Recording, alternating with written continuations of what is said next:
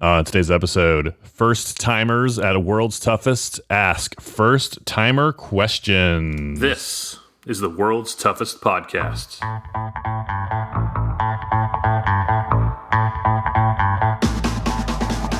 Welcome to the World's Toughest Podcast, where we talk about any obstacle course race you'd like, as long as that's World's Toughest Mudder. Each week we talk to members of the WTM community and share stories of success and failure in the single greatest event in OCR. My name is Will Hicks, and this is the World's Toughest Podcast. Welcome back to World's Toughest Podcast. How are you? Thank you for listening. You're listening to number one rated obstacle course racing podcast in the world because of listeners like you. Thank you for leaving a review on Apple Podcasts. Whatever country you're in, I don't care. UK, US, Canada, I see you guys. Thank you for listening. Germany, Ireland.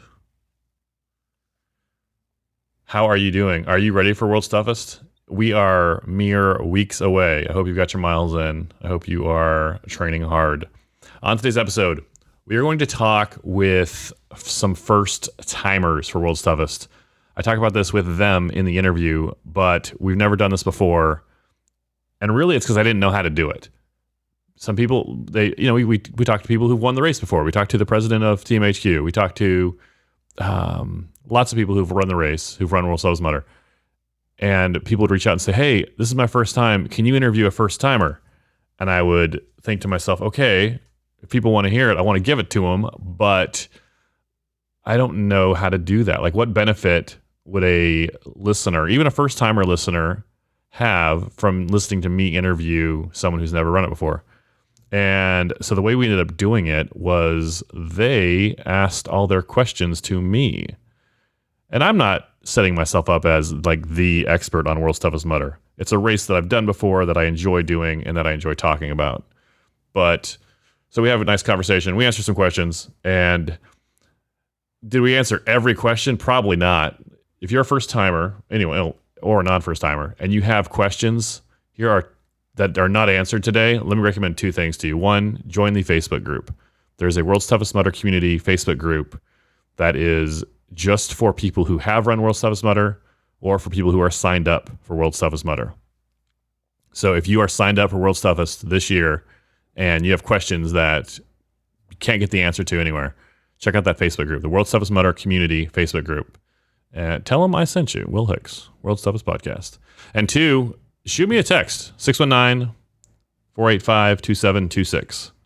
I would love to answer any questions you have. Someone had texted me last week and just kind of out of the blue, like, hey, what's this? And happy to talk with you. Let's talk some news.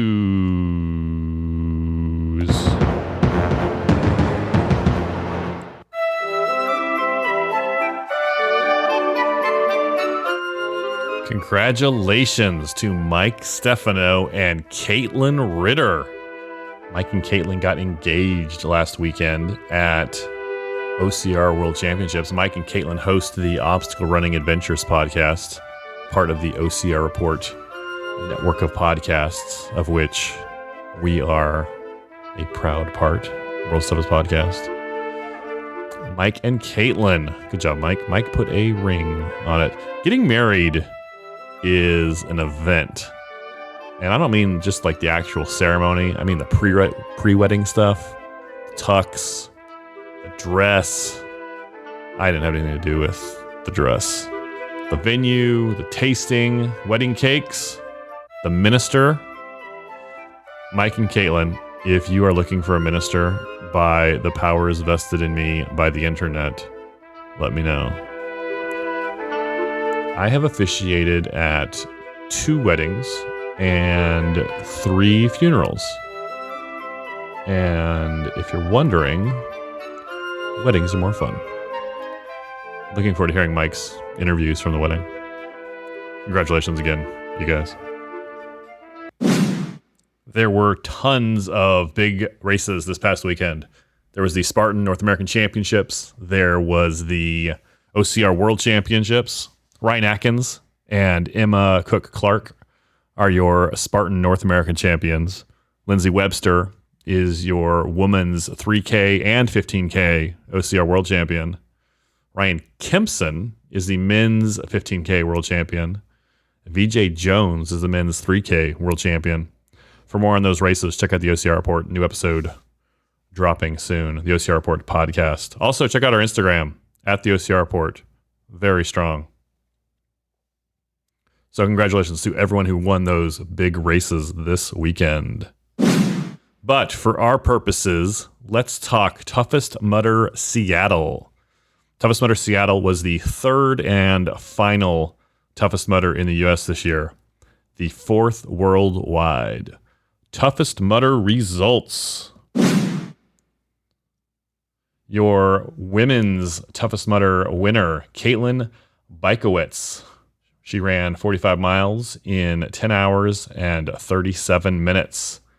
Second place was Alexandra Liu with 45 miles in 11:14. Third place, Sarah Mosher with 45 miles in 11:28. Also with 45 miles in fourth place was Aaron Grindstaff. You might know Aaron Grindstaff better as Aaron Rost, but guess what?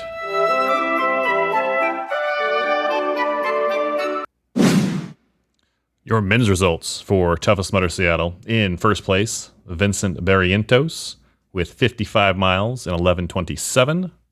Second place, Trevor Psychos, 50 miles in 10:39.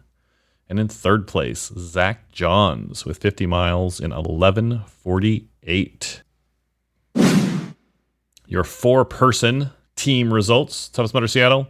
In first place, Four Locos, 45 miles in 9 hours and 24 minutes. And in second place, Quantic School of Business and Tech with 20 miles in 11:43. Well done, Four Locos and Quantic School of Business and Tech. Your two-person teams. In first place, Wolves with 35 miles in 11:24. Second place, Not Fast Nor Furious, 30 miles in 11 hours and 10 minutes. And in third place, Official Shrekkers with 25 miles in 9 hours and 55 minutes. Congratulations to all of the winners and to the podium winners and to anyone who ran Toughest Mudder Seattle this past weekend. Well done. I hope to see you out in Laughlin shortly. Let's read some iTunes reviews. 5 stars. 5 stars. 5 stars. 5 stars. 5 stars. 5 stars. 5 stars. 5 stars. Our first review comes from XL200X19 from the United Kingdom. XL writes, 5 stars. Great inspiration. Will's podcast is a go-to for me to listen to while I'm running long distance. I recently took part in Tough Mudder's Equinox Ultra, and listening to this podcast was the perfect inspiration and antidote. Listening to stories of other mudders was amazing to feel reconnected to the community in a time where everything is virtual and races are often ran solo. I felt so inspired, and I managed to complete 35 miles, my best run to date. Great listen. Thank you, XL200 from the UK. I appreciate the kind words. You know, we ran a lot of virtual races last year, and I got to tell you, they weren't my favorite. They were better than nothing. They were better than not having an event. I did the Toughest Mudder, the virtual toughest. I did the virtual world's toughest. I didn't do the Equinox, but they were like, I'm glad we had them.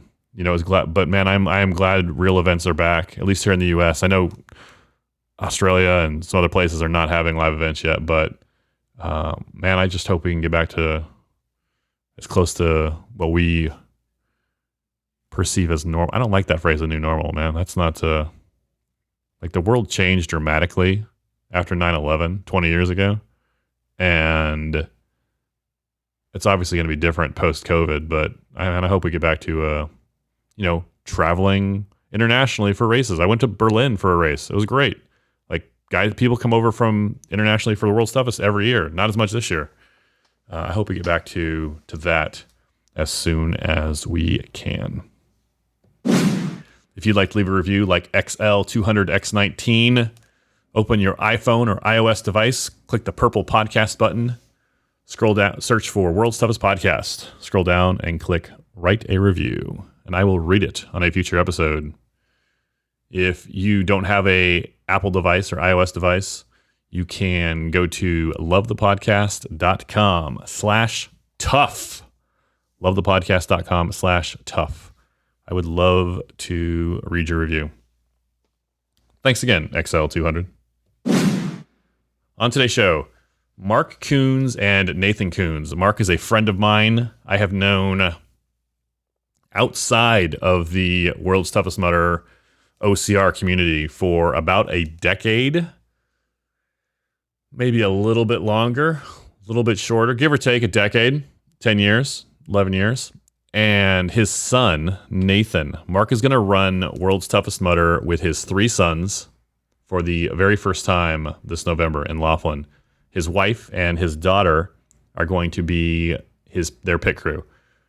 His daughter wasn't old enough to run the race, or she was going to run too. They're going to have all 6 of them, not joking, going to run the race together. They're going to have to wait until the daughter is old enough to pull that one off. I don't know if this is a one-time thing for them. I should ask that. That's a good question. I'll ask them next time. It's time to talk with Mark and Nathan Coons. Let's go to the phones. Mark Coons and Nathan Coons join the show today. Mark and Nathan, welcome. Nathan, how are you?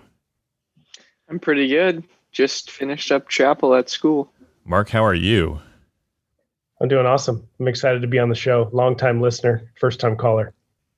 So we're going to do something that we've never done before on World's Toughest Podcast. And it's actually something that people have asked me for, and I haven't been sure the right way to do it. People have asked me to have a first-timer at World's Toughest Mudder, someone who's never run World's Toughest Mudder, who's going to run this year on the show. And my, not problem, but my hesitation, or the reason I never did it before, was I would always wonder, well, what is that person going to bring to the show? Like, what can, if a first timer is listening to that episode of the show, like, what are they going to learn from someone else who has never run it before? But then I thought, people who have never run World's Toughest Mudder, like Mark and Nathan, you guys have questions. And I remember my first time, I had a lot of anxiety over shoes. Like, it really stressed me out. What shoes? Like, I was blowing up people's emails and like people who didn't even know who I was. And like, I'm like, what shoes do you wear? What shoes do I wear? So my thought, and here's what we're going to do. Mark, we're going to talk about why you guys are running in a minute. But the short story is neither of you have run World's Toughest Mudder ever. In fact, correct. Neither, and Nathan, tell me if I'm wrong, neither of you have run any kind of Tough Mudder in the past. No Tough Mudders before. So your first... No obstacle course races, no Tough Mudders. So your first Tough Mudder, your first OCR will be World's Toughest Mudder this year in Laughlin. Before we talk about questions about World's Toughest Mudder, Mark, why are you and Nathan running World's Toughest Mudder this year? Well, it's actually going to be me and my 3 boys. Joshua, who is 21, Nathan, who's 20, and Jonathan, who is 18. Jonathan just made the cut. Why are we running it? It's a great question. I'm not totally sure. It seemed like a crazy idea, but it also seemed like something that we could bond over. And then I read David Goggins' book, and I got all inspired to do something adventurous. And so maybe it wasn't the right call, but we're going to find out when I try it. Nathan, why are you running World's Toughest Mudder? Mainly because I just got signed up by my dad. But I think part of the reason was I recommended David that I'm signed up. I don't know if it was the best idea. You recommended the book to your dad that your dad's hyped up about? Yeah, that ended up getting me into the Toughest Mudder race. So, yeah. You're welcome. Nathan, how old are you again?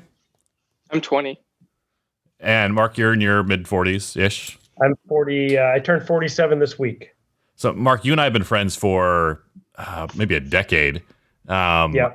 I've talked to you about World's Toughest Mudder for probably 5 years. Why this year? You know, I don't know. I'm getting older, and I just know that I probably don't have many more years what I could do in obstacle course racing. I think once you, maybe I'm wrong, but I think once you pass 50, your injury threshold probably goes up. So, this may be it for me. We'll find out. You haven't run World's Toughest before. When you get out there, you'll see people in their 60s and maybe even their 70s, and they're not running 100 miles, obviously, but they're out there for 18, 20, 24 hours. Now, hopefully I'll be inspired and I can do it with you for the next 10 years. So as some of your homework for being on the show, I asked you guys to prepare some questions, some first-timer questions. You're both first-timers. Literally any question you have is a legitimate, good question. I think so. People say there's no such thing as a stupid question. There obviously is. But like I told you, my biggest deal was shoes going in. And there's other things some people worry about wetsuits. Some people worry about food. Some people worry about brushing their teeth. Nathan, what are some questions or some concern? What's your number one concern or question going into World's Toughest? Maybe just all the little things that you've picked up, little gear things that you picked up that would be helpful to know before going into it. Like things that helped you recover during the race. To recover during the race? I would say during the race, you're not going to be doing any recovery. During the race, you're going to be running for the first, 10, 15, maybe 20 miles, and then hiking or walking, power hiking for the rest of the 24 hours. And then the last lap, you'll try and, get some running in, and you'll see that's probably not a great idea or not the best idea. And again, I'm talking from a non-elite athlete standpoint. Like all of us are kind of, regular guys. The elites, there are some people who will run for 24 hours and they'll get 90 miles, 95. The guy who wins will probably do 100, 105 miles. There's a guy named Trevor Sykos who literally every single year, I think 1 year he missed, but his goal is not to beat everybody. His goal is to run 100 miles. And he's won the race twice. That was my top question, Will, is what in your opinion, what are kind of the key gear that we have to have? The key gear. I know I have Brooks running shoes that I think will turn into a sponge on the course, and they may weigh 25 pounds by the time I turn the end of lap 2. Like what are the key pieces of gear that I have to have? Okay. I think one rule that you can apply to all your gear, any piece of gear that you're planning to run with at World's Toughest, you should get it as soon, we're in September, you need to have it by beginning of October so you can take it out there and test drive it. And you can jump in your pool with it and see because you're going to be in and out of mud, in and out of water the entire 24 hours. So you need to see what it feels like to run with wet shoes. Whatever that pair of shoes, those Brooks are obviously not the best choice. Whatever shoes you end up getting, you want to run in them wet. You want to, and it's going to look weird, you're going to want to put your wetsuit on, jump in the pool, and then run around your neighborhood. Or, we live in San Diego. You could go to the ocean, put on your wetsuit, looks normal there, jump out wearing your running shoes you're planning to wear at World's Toughest, and, run down the beach on the sand. Anything you want. You have not done that. I absolutely have done that. Not at the beach, in my pool. Yeah. I do it. Okay, so I did it. Okay, here's the thing. I did it in the middle of the night. My wife was out of town. My kids were asleep. And so I jumped in I got in my wetsuit. I was like, oh, this is the perfect time to test it out. Everyone's asleep. Wife's gone. I can, stay up late if I need to work out.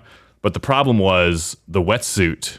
This is the first time I was trying on this wetsuit. The wetsuit was a rear zip, and I couldn't get the zipper down after I was done. And so I'm in the bathroom and I'm trying to get the zipper down. There's no adults around. I'm not going to go knock on my neighbor's door, and I'm not going to wake my kids up. I was like, this is just my life now. I'm going to sleep in my wetsuit tonight, I guess, until my wife gets home.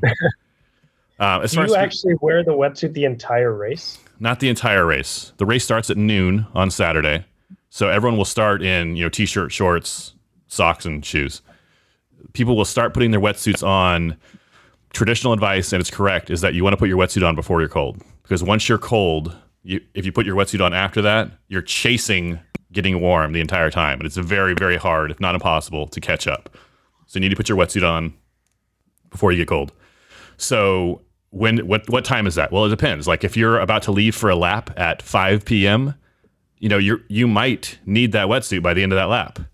If you're finishing, I'd say anytime after 5 or 6 p.m., when you're starting that next lap, you need to put your wetsuit on. People tend to wear a spring suit or a full suit. That will depend on you. The more you run, the less wetsuit you need, both in thickness and in coverage. Like the guys that are winning the race, at the front of the race, they're wearing like a 2 mil, 3 mil with shorts, short wetsuit, and short arms. Most of us, and most of us listening to this even, are going to do a lot of walking. And if you're walking, you're going to get colder. If you're running, your body naturally keeps you warmer. So I would recommend a full wetsuit. Laughlin, I ran in Vegas a couple times. So World's Toughest Mudder recently was in Atlanta, which was very, very cold one year. The coldest year ever was 2018. Laughlin is going to be more like Vegas. So the thickness, I'm kind of thinking out loud here, the thickness of the wetsuit I'm going to wear is probably a 3 or a 4. It's remarkable how much more difficult running in a wetsuit is than without. And you need to definitely do some miles in a wetsuit just to get the experience, just so when you first put it on in Laughlin, you're not surprised by the resistance you're feeling. Having spent a long time in wetsuits, my biggest concern would be chafing. What are we doing about chafing? Because running 10 hours in a wetsuit, I would imagine I would be a scab. Great question. The primary area you're worried about chafing is your crotch. But people take care of their crotch, but they forget about their armpits. Anywhere else, there's like a rub spot, right? So what I use is Desitin, which is a baby rash treatment. But I use it before, like literally before the race. The race starts at noon, 9:30. I'll go off into one of the porta potties, and I will Desitin up. Anywhere where there's anywhere south of the waist where there's skin touching skin, I smell. I come out of that porta potty smelling like a baby that just got their diaper changed. And then there's also another thing to worry about with chafing. I talked about the armpits. For that, Body Glide is what I kind of use. The north half of the body, armpits, across the chest, anywhere the wetsuit's going to touch on the arms. Touch skin on the arms. I use Body Glide. And then obviously your feet with blisters, chafing is an issue. You might not think about your feet as chafing, blisters as chafing, but that's probably the most important part, preventing chafing. And I use it's like a thick Vaseline. I'm trying to remember the brand name that I use. It's called a Trail Toes is what I use. And I buy one of those. They're kind of pricey, but they're worth it because you just take that. It's like a thick, like a clear, and you just rub it all over your balls of your feet. Rub it between all your, between all your toes, on your ankle, around the back of your ankle. And if you have experience with those shoes you're wearing, and you get blisters in a certain spot after a certain 20, 30 miles, you can even just put duct tape on your feet, and so that duct tape is rubbing against your shoe instead of your ankle. Do you recommend changing during the race? Like, does it make any sense to change, or am I just going to jump right back in the water? You are going to jump right back in the water. People say, I need to bring 8 pairs of socks. I need to do a new pair of socks each lap. But literally, within a half mile, 3/4 of a mile, everything's going to be soaked through. Like your feet, it's kind of like when you drive to a concert, or you drive to a baseball game, and traffic's going to be bad. If you go into it knowing, hey, traffic's going to be bad, we're going to leave early, that's part of the deal, you won't get stressed out. You won't get upset by the traffic. Your feet are going to be nasty. Like, you're going to be in a lot of pain. Like, that's part of the deal. It's part of the plan. It's coming. It's not going to be a surprise. Your feet are going to be gross, and it's going to be hard to walk for 3 or 4 days after the race. But that's why you're out there, is to, I read something this morning, with few exceptions, no pain, all pain is going to go away eventually. Like, this is going to last 24 hours, 25 and a half if you push it, to the very last minute you have. And it's going to hurt, and it's going to suck. And there's going to be time, like I kind of talked you guys into it, but you found out about it from me. There will be times at 3 a.m. where you're like, I cannot stand Will Hicks. Like that, I can't, why do we listen to this? This is a stupid idea. I don't have to prove anything to anyone. Like, what's the point? And it happens to everyone, and it's gonna be great.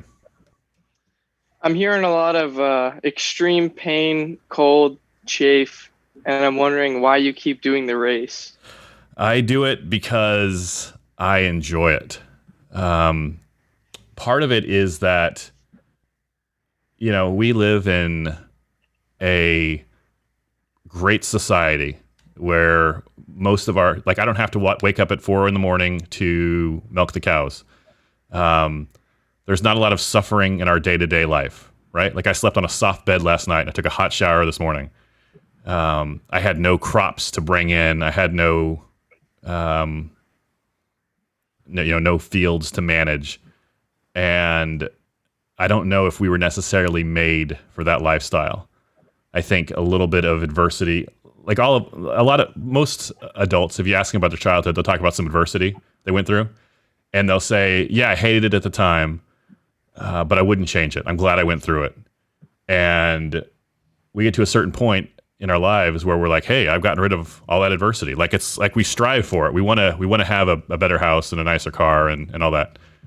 But I don't know if we were necessarily made for that. And I think it's, not that I want to be a caveman or anything, but I think it brings you a little bit in touch with who you are inside. Is there camaraderie out there? There absolutely is. You haven't, people listening will be like, what are they talking about? Yeah, absolutely. Like, you've never done Tough Mudder. But even the people who are competing for first prize, for prize money, $5,000, $10,000, they will get on top of a wall, they'll turn around, and they'll help the guy up behind them. Every obstacle you get to, especially the ones, there's one called Everest, where it's basically a half pipe. You have to run up, grab on top of it, pull yourself up, and climb down the bottom. Very, very hard to do by yourself. After 24 hours, it's basically impossible to do by yourself. The only way you get over it or get past it is there are people on top of the half pipe, literally like laying on their stomach, reaching their arms down. You run up. You're not even trying to get up to the top anymore. You're just trying to get to those hands. You run up, and basically you grab their hands. They grab your hands. It'll take 2 or 3 guys to get a full-size man up. And they're there some of those people will be there for literally for hours, maybe even like 20, 22 hours of the race. They'll just, that's their race, is they're just going to get to Everest and help people up. There's several people in the community that are known for that. Wow.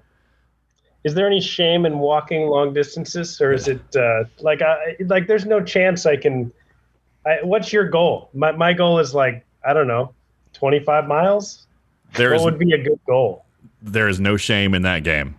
As far as goal setting, it's a very common thing you'll hear, especially from people their first time, is, I want to do 50 miles. My stretch goal is 75 miles.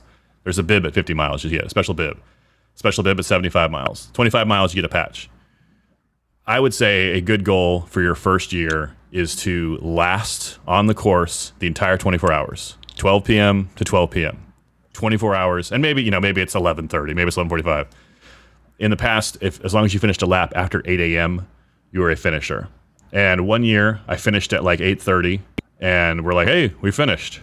But like, I wish now, looking back, obviously, you always wish you'd done more, right? You never wish you're like, oh man, I wish I would have quit early that year. So I would say a good goal for your first year is 24 hours. Now, maybe you get 25 miles, maybe you get 45 miles, maybe you fall just short of that brown bib at 50. But I think that for everyone listening and for you guys, I think a good first year goal is 24 hours. Now, if you are fit and you are ready to crush the course and you're like, I know it's my first year, but I need a harder goal than just lasting, just enduring, then 50 miles is a big goal. And especially your first time. I remember my first time. You do the math. You're like, oh, that's basically 2 miles an hour. I just have to keep walking. And I know it looks like that, but man, that is not the reality once you get out there.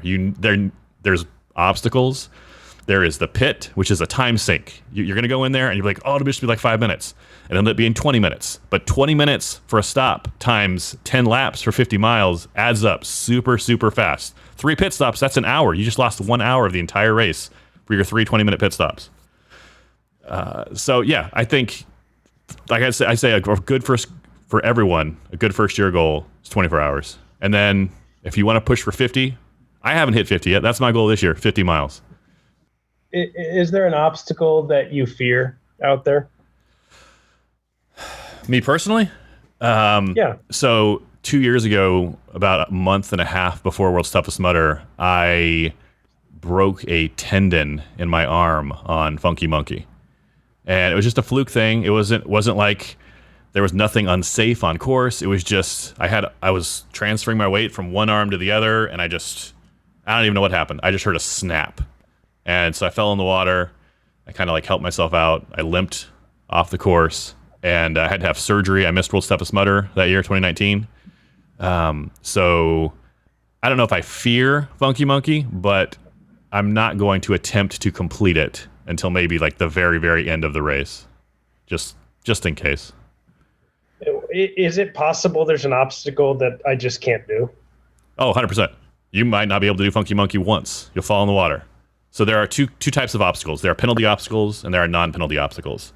The penalty obstacles are like, I don't know if you've seen Funky Monkey. It's basically monkey bars over water. And there'll be something on the back half that's a little more difficult than monkey bars, kind of. But just imagine like going up monkey bars at a slight angle and then going down monkey bars over water.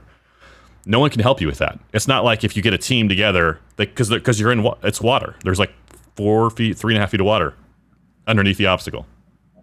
So obstacles like that where you either can or you can't do it. There's no in between. It's not like, hey, if I get some friends together, we can do it together. There'll be a penalty for those. Funky Monkey is a good example. Everest may or may not have a penalty. They've gone back and forth in the past. But there'll be obstacles. Give me an example of a penalty. A penalty, it can be anything from having to go through electroshock therapy, which is being electrocuted, or it might be going up and down a hill carrying a sandbag, or it might be going through another obstacle that is completable but is still difficult, going over some walls, going through Arctic enema, where you're basically jumping into a garbage bin full of ice water, which even with your wetsuit on, it's still cold. It's 3 a.m, it doesn't matter, it's still cold. How many of them don't have punishments? Like how many are mandatory? I'd say probably 70% are mandatory. Okay. And the mandatory ones, some of them you will need help. Like especially by the end of the race, you'll need help to get over them. There was one, I think it was called something, where it was basically just giant logs, like 12, 14 inches around, and they were like right at the height, just high enough where you couldn't quite boost yourself up. So at the beginning of the race, you could like run up to it and kind of jump and, muscle your way over. But by the end of it, like and there was like 6 or 8 of them. It was just a nightmare. So by the end of it, everyone was having to help each other just up and over these logs, up and over these logs, up and over these logs. So sometimes you look forward to the penalty obstacles because hey, I'm going to fail the obstacle. I'll do the penalty. The thing about the penalty is they add time and distance on your legs. You're going to have, it's a 5-mile loop. Each lap is a 5-mile loop. But once you start doing penalties, you might do that 5-mile loop and you get credit for 5 miles, but you actually ran 6 miles. So it's an extra mile on your legs. It's an extra time eating away, and you only have 24 hours to do it. Do you have a strategy? Like sometimes like marathon runners and ultra runners, they have a strategy of going out slow and then like building up to what they want their pace to be. Do you go out strong because later it's going to be dark, or what's the idea there? So 2 things. One is the rule of thumb is whatever mileage you have at 10 p.m., you can have twice that by the end of the race. So you start at noon, 10 hours later, if you're at 25 miles, you have a good shot to make 50. Does that make sense? So you're trying to get there.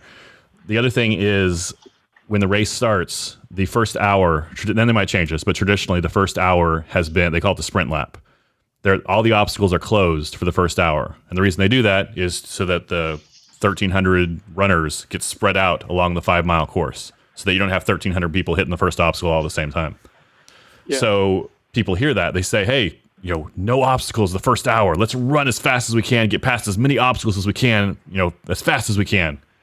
And it seems to make sense, but really that extra energy you're efforting at the beginning, you're only going to get past 1 extra obstacle, maybe 2 extra obstacles, right? Versus if you're running fast versus just, your 24-hour pace is.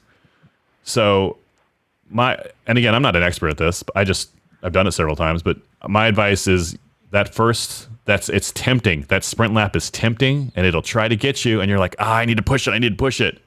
But I would say let the rabbits go. Let them go, because there will be people that are like, the gun goes off and they're running like it's a 5K, and just let them go. Just run and you'll hear this a million times if you listen to race podcasts. Run your own race. You're not competing with anyone. You're competing against the course, and you're there with your dad and with your brothers, and competing against yourself. So let them go. Don't even worry about them. Mm-hmm. Let's talk food and the pit. And I'm going to have my wife and daughter there as the pit crew. What should we have in that pit? What kind of food do you eat on the race? What kind of food are you eating during the race? This is something else that you should test drive before the race. You should, two things. One, you need to practice running with food in your stomach, because that might not be something you've done in the past. Usually, at least when I go running, usually it's in the morning, it's first thing, and I don't eat anything. I might take a sip of water before I go running. So traditionally, I'm used to running with an empty stomach. But once you start eating food, because you need food, you need that nutrition, it's kind of like running with a wetsuit. It's a different experience, and it's not good or bad. You just need to get used to it. What type of food? That's something else to test drive. You can ask, if you were to ask 20 people, you get 20 different answers on nutrition. This is one thing, even the elites, they say, man, if I could just get my nutrition dialed in, then I could have a perfect race. Some people want or prefer to use real food, like pizza. Like literally, they'll bring a pizza and they'll eat cold pizza during the race. Some people, and that's kind of, one extreme. The other extreme is they only use goos and gels and kind of high calorie, high carb, designed for, race performance kind of things. Over 24 hours, just me personally, the goos and the stuff just wreaks havoc on your stomach. And you want to time it. Ideally, you would not have to stop to use the bathroom the 24 hours. And if there's something food-wise that causes you to, I got to go, then you want to avoid that. There's like this middle ground of people who are like, hey, yeah, I want some goos. I want some real food. And I also want like Mountain Dew. I want a Coke. Cookies, like you want salt stuff, pretzels. What'll happen is you'll get to town, 2 days before the race. You go to Target, you go to Walmart, and really just you'll walk through the aisles and you'll see other Tough Mudder people, just like scooping stuff down. Just literally, like I think I might want that at 3 a.m. So people will get it. Like we'll walk in there with a wagon full of food for our team. Do you have people in your pit or no? Yeah, so I have 3 guys that I run with for a few years that we used to work together, went to school together, and a couple of their wives are going to pit for us. Oh, Uncrustables! I should mention that. Those like peanut butter and jelly, peanut butter and honey in a bag, super popular. We used to make our own peanut butter and jellies. Like that would just kind of be like a thing, like at the Airbnb the night before the race. And I was like, why are we doing this? Like, let's just go buy a box of 20 Uncrustables and spend our time on something else. So, I love it. Well, I can tell you I'm excited about it. Nathan, you excited about it? Excited and scared. Yeah, I'm a little nervous. I'm not totally sure what to expect, but no time like the present to find out. What we talked about gear briefly. Something we didn't talk about was headlamps. There's the only actual required equipment, like for to get on the course. The only actual required equipment you'll need is a headlamp after dark. There'll be a time when they say, okay, night ops rules are in play. Everyone has to have a headlamp. I had 2 things: a headlamp and a flasher. So just like a little blinking light that sometimes bike riders wear on the back of their body, or some people take a Siloom stick, a glow stick, and they'll just tie it to the back of their bib. So you have a headlamp on the front and a flasher or a glow stick on the back. Does the course spread out? I think 1,300 people start or 1,400 people start together. Does it spread out by the middle of the night? It spreads out by the end of that first hour. Like you'll see other people on the course. In the middle of the night, you might be out there for, like, I don't know if you guys are going to be running together or if you're going to kind of start together and kind of do your own thing. But in the middle of the night, it can become a ghost town. Are people sleeping? Some people will sleep. Some people will quit. Some people will say, I don't need to prove anything to anyone. I'm out of here. And that's fair. That's fine. I don't know. That's a good thinking about number of finishers. I don't know how many. I should look that up. I know 1,300 people usually start. I don't know exactly how many people finish every year. But like especially like 1 to 6 a.m., 5:30 a.m., it's a ghost town on the course. You might go miles without seeing someone else except at an obstacle. There'll be people at the obstacles, volunteers. But yeah, it's something. You'll see tents, like That's you'll set up your tents, your pop-ups or whatever in the pit area, and in the middle of the night, you'll see there's less tents now than there were when we started. Do you think it's more physical or mental, or is it both? I mean, obviously it's both, but at what point is it mental? I think the hardest part mentally is that dark of the night. I keep saying 3 a.m. Like once it gets to like 11:30, 12 o'clock, people start thinking like, man, we could just sleep like one lap. Like how much is a lap? An hour and a half. We could just sleep for one. And once you take off that wetsuit, it's kind of over. Like you're not going to be back out there until it's warm again. You're done until 8 a.m., 9 a.m. So I think the first 12 hours is physical, and I think this is probably too general. Then the first half is physical and the second half is mental, you could say. Obviously, the physical comes into play the whole time because you have to physically move your feet. Like people will help you over the obstacles. Like you get to a wall, they'll be there like, hey man, and they're happy to help you over an obstacle. But no one is going to physically carry you 50 miles. Like the physical, you can't underplay the physical part of it. It's very, very hard physically. Like I don't care how mentally strong you are, you have to physically move your body 50 miles over the obstacles. Now, what's kept you from getting 50 miles in the past? I probably a little bit of both. I have a great team. I should train more before the races. But you know what? You talk about getting older. Like, we're not going to be able to do this forever, right? And I got a brown bib in here in my office from the virtual World's Toughest Mudder last year. But yeah, I want a real one. They look the same, but I need one with some mud on it. A brown bib. A dirty brown bib. A dirty brown bib. So do I get anything if I just finish? If I'm just there at noon the next day? You last the 24 hours. You ran 20 miles. Maybe you ran 35 miles. You'll get a patch for 25 miles, and you get a headband, a black headband. It'll say World's Toughest Mudder Finisher. It'll say 24 hours on it, and it'll automatically be the coolest headband you own. I promise. Yeah. That will be my 5-star moment. And for my other boys too. So what's your team mileage goal? So 50 miles is like we've never gotten 50 miles before. This year we're going to actually run it like we're signed up as individuals.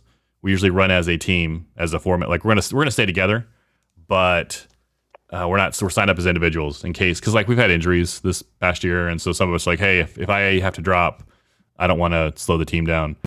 Last time we raced all 4 of us together was 2018, and there were times during the middle of the night, every single one of us in the 4 were like, you know what, guys, I'm done. You guys go without me, kind of thing. And because we had the 4 of us together, like by the time we got back to the pit, we were like, okay, I'll do one more lap. I'll do one more lap. And every single one of the 4 of us wanted to quit at some time, but the other 3, and that's kind of the power of having it, like having a team. You might go further individually, but having the team together I think it's like a safety net to keep you from quitting. That's good. I think the 4 of us have a chance. And I don't know about 50, but we can give it a try. I think. What do you think? Let me ask you this: if I was just going to go out and run 5 miles, which is what the loop is, right? It's a 5-mile loop. If I was just going to go run 5 miles, it's 45 minutes, right? Okay, How long with obstacles? Okay, here's the deal: is that 45? Is that you're running 45 minutes, 5 miles on roads? Yeah, just on flat roads. Okay, so just moving from road to trail. Forget the obstacles for a minute. You're going to add another probably 2 minutes per mile to your time. Okay. And then adding the obstacles, I don't know. Like it's gonna add time, because it's not just like you're running up, hit a wall, over, boom, gone. Like you're running and you see the obstacle coming, and so you start slowing down and you start talking to each other, and then you walking up to the obstacle and you're looking at it. Okay, you go first. No, I'll go first. Okay, all right. Like it's a whole thing that just becomes this time sink that you don't think about when you're planning out. You're like, oh, all I have to do is walk 2 miles an hour. And then you get over the obstacle and you're like, oh, wow, man, that hurt. Oh, did you do it? Oh, yeah. How do you feel? And you're walking, for another maybe a quarter mile past the obstacle. When really, if you want to get those miles, you're jogging up to the obstacle. You do the obstacle, you get over, and you can talk. You're jogging slow enough. You can talk to each other while you're jogging, while you're running. Are you wearing something to pace yourself? Are you wearing an Apple Watch or something like that? I don't. A lot of people do.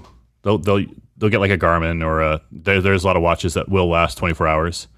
I've tried doing it, and it just after you do 4 or 5 laps, you start to remember like, okay, there's this hill coming up, and there's this slippery part with lots of mud around the corner here. So as far as like tracking mileage and time, I've never done that, but people do. A lot of people do. Well, we're going to go. Our first climb is going to be 24 hours in mud, which is going to be an interesting experience. I think even if I don't know what a miserable failure would look like. Like if someone gets hurt, I guess it would be the worst, right? But even if you guys get out there and you're like, we're going to run 50 miles, or we're going to, maybe you last till midnight and you only get 20 miles done. But you know what? You're there with your kids, your wife, your daughter. Like it's a good experience. Either way. My feeling is anybody can do a 10K tough run on a Saturday, right? But how many people can go 24 hours? I think most of it is just the mental challenge of 24 hours where you're not going to get relief in the next few hours. And like you've been running. What's the longest most people have run? Like, I don't know, 3 hours, 4 hours. Like you run 12 hours and you're halfway done. Like you get back to the pit and you're like, oh, hey, how are we doing? Oh, it's 11:30. What? And you're halfway done and you're getting into the worst part of the night. It's mentally, I don't want to undersell the mental part of it too. It's very, very hard. Well, I'm looking forward to seeing you out there on the course. You can inspire me. Yeah, you'll be running right past me, I'm sure. Well, do you guys have any last minute questions as we wrap up? I think you answered them all. I appreciate you taking the time with us. I mean, it was definitely educational. All right. Mark Coons, Nathan Coons, I will see you in Laughlin. Good luck. Awesome. Thanks so much, Will. Yeah, thank you. Special thanks to Mark and Nathan Coons for appearing on the show today. Well done, you guys. What questions did I miss? Shoot me a text, 619-485-2726. I will answer your question one-on-one. Shoot me a text, 619-485-2726. And I will text you back. And then I will text you again when I have a new episode drop. Leave us a review on Apple Podcasts. Are you excited about World's Toughest? It's literally around the corner. Are you ready? Are you getting ready? How ready will you be? Do you have your wetsuit? I ordered an extra headlamp yesterday and an extra battery, just in case. I will talk with you soon. Go spend time with someone you love.